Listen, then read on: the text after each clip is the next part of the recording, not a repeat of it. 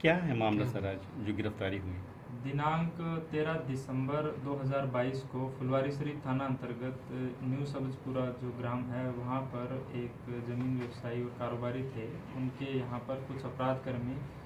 रात्रि में लगभग 9:30 बजे घुसते हैं एवं फिर जो है उनके शरीर जो पहने हुए जो जेवरात वगैरह थे उनको छीनने का प्रयास करते हैं और उसी क्रम में उनके द्वारा अंधाधुंध फायरिंग की जाती है, जिसमें कुल 3 लोगों को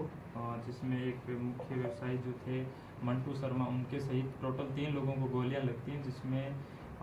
वहीं पे घटनास्थल पे ही जो मंटू शर्मा और उनके पिताजी हैं उनकी मृत्यु हो जाती है और उनके बाद एक भाई हैं जो घायल अवस्था में हॉस्पिटल ले जाया जाता है। उक्त घटना में तुरंत अनुसंधान प्रारंभ करते हुए उस समय जो है छापेमारी और अनुसंधान किया गया तो टोटल 10 अपराध कर्मियों की उसके अंदर संलिप्तता पाई गई थी, जिसमें समय समय पर पूर्व में कुल 8 अपराधियों की गिरफ्तारी अब तक हो चुकी थी। साथ ही जो घटना में प्रयुक्त जो पिस्टल है उसकी भी बरामदगी पहले ही की जा चुकी है तथा जो जेवरात थे उनकी भी बरामदगी अलग अलग जगहों से पहले ही की जा चुकी है। उसी संबंध में जो 9वां अभियुक्त है जो कुख्यात अपराधी है एक जिनका पूरा नाम है कुंदन कुमार, पिता का नाम स्वर्गीय राम नरेश सिंह, साकिन सोनावा, थाना दीदारगंज, इनकी भी गिरफ्तारी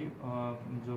बिहार एसटीएफ एवं पटना जिला बल के द्वारा कल दिनांक 30 तारीख को की गई है एवं इनके ऊपर ये जो पटना जो पश्चिमी जिला है पटना पुलिस का उसके टॉप 10 अपराध कर्मियों में शामिल थे तथा इनके ऊपर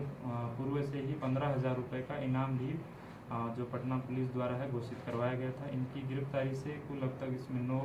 अभियुक्तों की गिरफ्तारी हो चुकी है, जो इसमें मात्र एक अभियुक्त की गिरफ्तारी बची है और पटना पुलिस लगातार प्रयासरत है जो अंतिम अभियुक्त है उसकी भी गिरफ्तारी के लिए तथा उसके बाद जल्द से जल्द इन अपराध कर्मियों को इस जो गंभीर कांड हुआ था इसमें सजा दिलाने का प्रयास करें। इसके पास से क्या कुछ बरामद भी हुआ है? इसके पास से कुछ बरामद नहीं हुआ है। पूर्व में किस तरह का मामला इस पर है? इसके ऊपर जो जहाँ का ये रहने वाला है उसके आसपास के थानों में लूट और छिनतई की जो कुछ घटनाएं हैं जिनमें ये लगातार शामिल था और उसके बाद ये जो फुलवारीशरीफ थाना अंतर्गत हुई जिस डकैती के क्रम में हत्या इसमें भी बाद में इसका पुख्ता सबूत इसका सामने आया। किसी तरह का कोई गैंग वगैरह इसका था या कितने मेंबर्स हुआ करते थे गैंग में? इनका क्या था, किस तरह का क्राइम किया करते थे सर? इनका एक ही मकसद था कि जो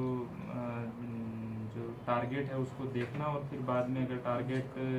पोटेंशियल टारगेट लगता है जो इनके हिसाब से कि हाँ इसके पास पैसा ज़्यादा है या उस हिसाब से तो ये आइदर उसका सुपारी लेते थे या फिर उसको डायरेक्ट उसके ऊपर घर पे या फिर जहाँ भी वो वल्नरेबल कंडीशन में मिलेगा वहाँ पर उस पर अटैक करके उससे जो है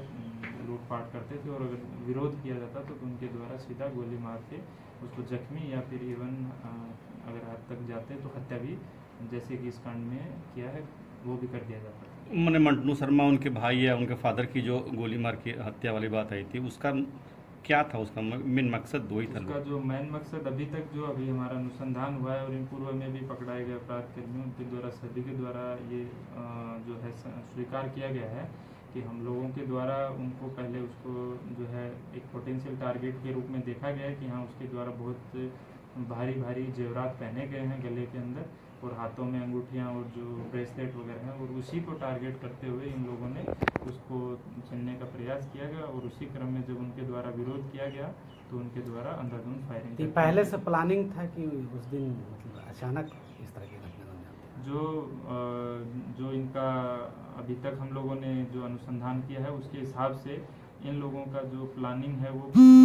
घटना के कुछ घंटों पहले ही बना और उनके द्वारा देखा गया कि हाँ ये पोटेंशियल टारगेट है और इसके पास ऐसा विरोध करने के विरोध नहीं कर पाएगा, इसीलिए उन्होंने कुछ ही घंटों के अंतराल में पूरी प्लानिंग करते हुए इस घटना को अंजाम दिया। ठीक है, थैंक यू सर।